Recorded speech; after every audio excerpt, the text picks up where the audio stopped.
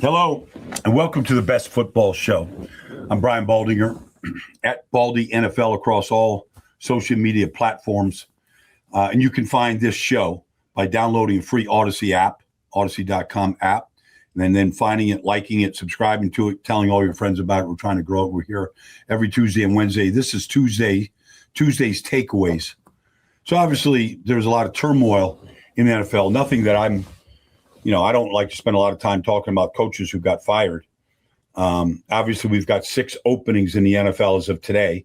Who knows if there's going to be more? Sometimes there's a little delayed reaction. But I'm just not sure. And now we've got a lot of assistant coaches that are being fired. In Dallas, Matt Eberflus was fired. Let me just explain something to you about Dallas. You trade away your best player. Offense, defense, your best player is Micah Parsons. You trade him away.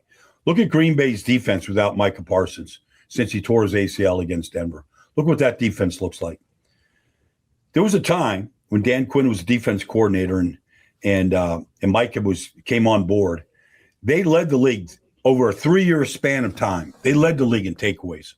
No more important stat in all of football than taking the ball away. You want to win games. This year, the Cowboys gave up 59 touchdowns, the most in the league. I mean, the Jets gave up 56. Cincinnati, Washington, Tennessee gave up 51. The Cowboys gave up 59 touchdowns. Is it all Matt Eberflus's fault? No. They got corners that can't play man coverage, and they're trying to play man coverage. Jadeveon Clowney was their best pass rusher, and they picked him up late. You add all these defensive tackles after the season starts, Kenny Clark, Quinnen Williams, whatever. Like, they got linebackers are just like, it's just backwards. Okay. In Washington, okay, Jaden Daniels gets hurt. All right. The team falls apart. They keep Adam George. He's fine. He's safe. Dan Quinn's safe, but they fire Cliff Kingsbury. They fire Joe Witt Jr. Is it Joe Witt Jr. Is it his fault that Von Miller at age 36 is their best pass rusher with 9 sacks as a situational pass rusher? The only way they get pressure is to blitz, and they don't have a secondary that can hold up. Is that Joe Witt Jr.'s fault? Last year they won 14 games with Joe Witt and in Cliff. Now, because the secondary falls apart, Marshawn Lattimore, pick a guy. I mean, they just got beat. Mike Sanristel is a slot corner. He's playing outside because they have to play him outside. It's an incomplete roster. So that's the fall, guys. So they cleaned house in some of these places. Obviously, we've got Tennessee, the Giants, Atlanta, Cleveland, Las Vegas, Arizona, all open, right, as of now, 6. And so Atlanta cleaned out Raheem Morris and Terry Fontenot. But, okay, I agree. Like, if you're going to change the coach, change the whole thing. Like, Jacksonville last year blew out the coach, the GM. In fact, the coach wasn't going to come to Jacksonville, Liam Coen. Wasn't going to come unless they blew out the GM. He wanted to bring his own guy in, James Gladstone. Well, no team has had a more dramatic turnaround than the Jacksonville Jaguars. And it starts with how Trevor Lawrence is playing. They did it right.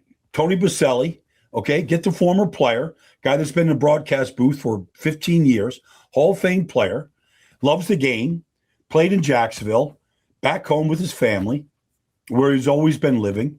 Okay, you bring in Liam Coen and James Gladstone. You put this team together. They did it right.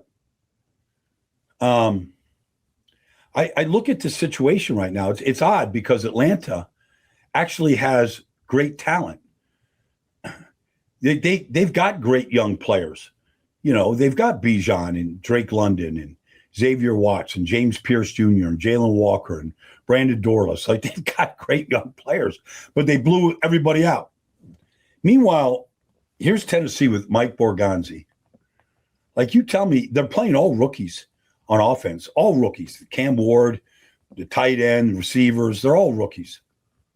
They got one legitimate defensive star, Jeffrey Simmons, maybe the best defensive tackle in football. You look at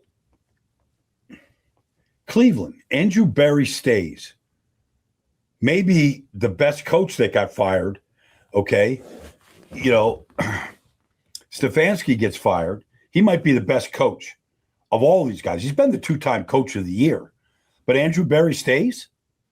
They don't have any offensive tackles. The receivers stink. They're playing rookie quarterbacks. Defense was ready to go every week. Every week that defense was ready to go. Now, is it all just Schwartzy on the back end? The coach has something to do with all that. All right. Then you look at the Giants. All right. And you go, all right, Joe Shane stays and Brian Dable goes. Now they're looking for a head coach. I don't know. The talent didn't look real good. I mean, the draft picks that they've had, and we'll see what Abdul Carter and some of these guys look like. Jackson Dart looks like a really good prospect. But, outside of Jackson Dart and Malik Neighbors, I mean, do they have much to show for their draft from the GM? Arizona, Monty Ossenfort stays, okay? Jonathan Gannon goes. I mean, look at that roster. I mean, I haven't seen anything from Marvin Harrison Jr. Nobody has in 2 years. All right. Tell me you sign all these older guys on defense to build up your defensive line. The defense is atrocious. The running backs all get hurt. The offensive line is a mess. I mean, is that Jonathan Gannon's fault? Isn't everybody at fault? Las Vegas, John Spytek stays. Worst team in football. All right. Geno Smith. Okay. Okay, so the coach didn't work out. The roster's terrible. It's awful.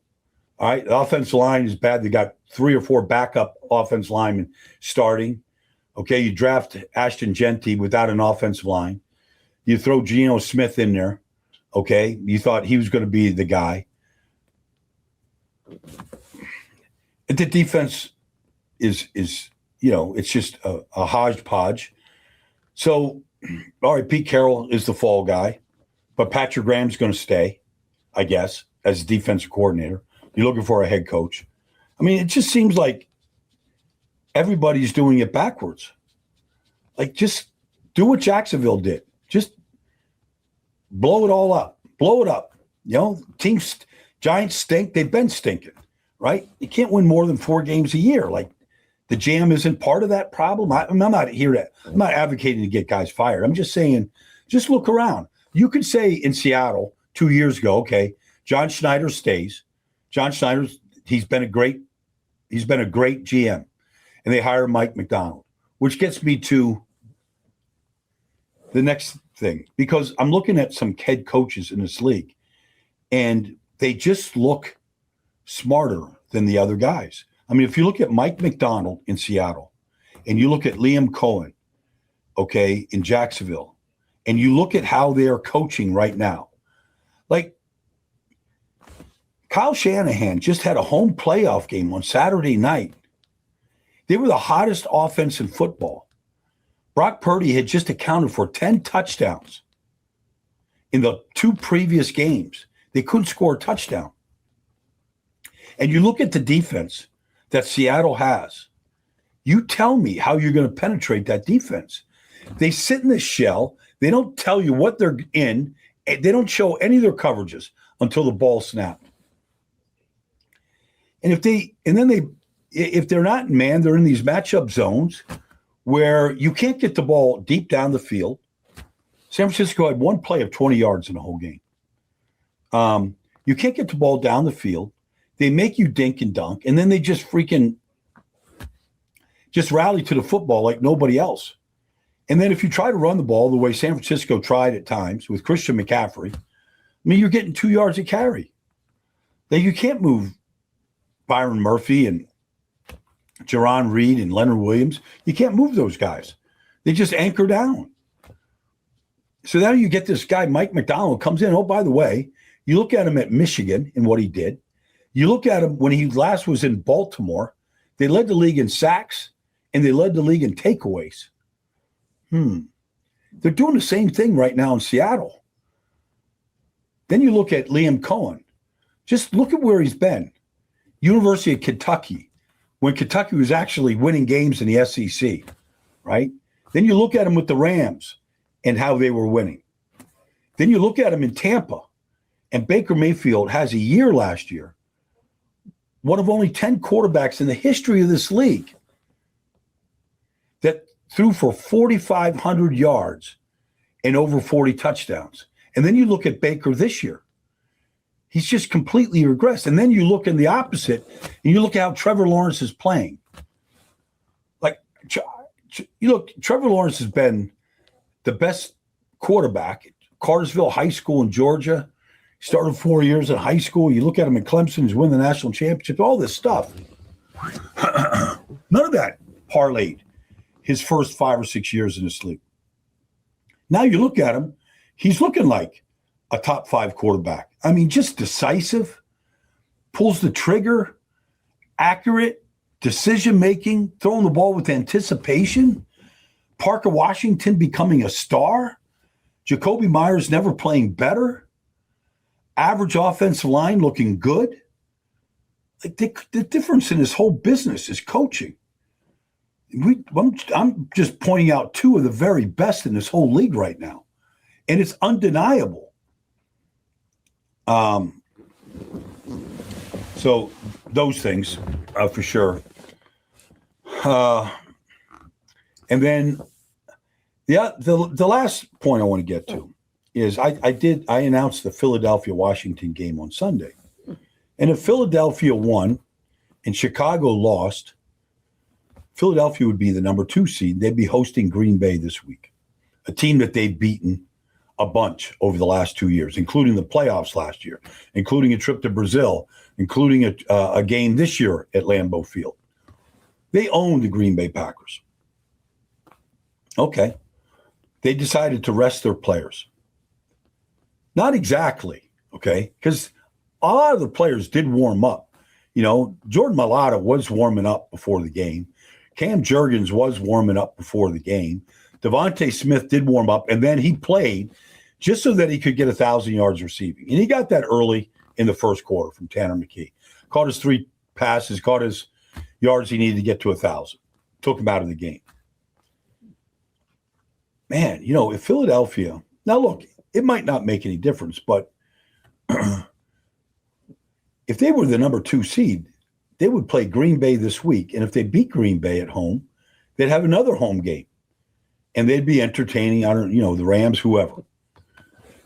I understand rest, the importance of rest. We're going to see. I don't know what the answer is because Denver played their guys. They wanted to be the number 1 seed. They played their starters. The Chargers didn't. They took care of business.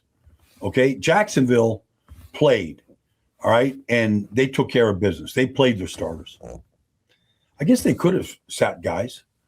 I guess Denver could have sat guys. They wanted to be the number 1 seed. I don't blame them. So Jacksonville, Denver, back and forth. Who's the number 1 seed? They both played, and they both played very well. And they're both deserving of where they're at right now in this whole business. Philadelphia decided not to play. They could have put Jalen out there and A.J. Brown and Devontae and Saquon for a half and scored 3 touchdowns against a bad Washington defense, taking them out in the second half and rested. But they decided not to. So we'll see. I don't know what the answer is to rest or not to rest because I think there was people inside that Philadelphia organization that wanted to play. Players, coaches, administrators. I think there was some that wanted to play and thought it was the best thing to play. Now, it makes it look bad because Chicago got beat by Detroit. They didn't play well. Detroit played their asses off. They played like they had something to prove. And Chicago got beat. And so the argument is Philadelphia should have played because Chicago lost. Well, both games were going on simultaneous. You could have been looking at the scoreboard, the whole thing, and decided when to take your guys out. They decided just to rest from the beginning. Now, if Philadelphia plays host on Sunday afternoon at 4:30 to the San Francisco 49ers, and they take care of business, and they are favorites by, I think, 3.5 points, then maybe it's a moot point. Maybe. Maybe the rest will do them good. Maybe Saquon will have a big day, and the offense line will move bodies. San Francisco's not a very good defense. They don't pressure the quarterback very much. They've got 20 sacks the whole season. All right, they don't pressure the quarterback. I mean, I think Jalen Hurts is going to have his way with them, where he wants to go with the ball. If he wants to hold it, he's going to have time to hold it. But that's sort of the dilemma a little bit right now, to play or not to play. I think Philadelphia personally should have played for that number 2 seed, and then, gone that route. But they didn't, so we'll see. We'll see how it all plays out right now. Anyways, that's been Tuesday's takeaways here and the Best Football Show. I look forward to talking to you later this week. Thanks for joining me, everybody. Look forward to talking to you real soon.